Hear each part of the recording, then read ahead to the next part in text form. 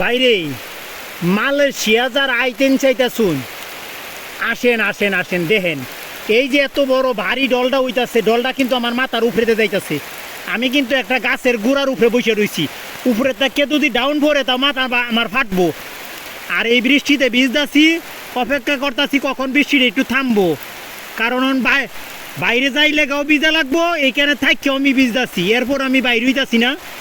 এই রকম বিপদের মুখোমুখি কিন্তু আপনারও হইতে হবে। দেখেন কিচ্ছু দেখা যাইতেছে না।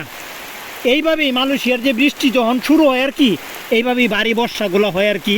এই জন্য ভাই যারা আইবেন একটু চিন্তা ভাবনা করে আইবেন, এই বিপদ সবগুলো যাই নিয়ে শুনিয়ে আইবেন, কোনো সমস্যা নাকি। মানুষে করতেছে, আমি করতেছে, আপনিও পারবেন, পারতেন নাকি লাগিয়া। কিন্তু আমি আপনারা ভয় দেখাইতেছি না।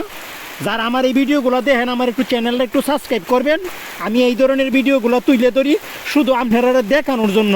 সবাই ভালো থাকবে, সুস্থ থাকবে। আসসালামু আলাইকুম।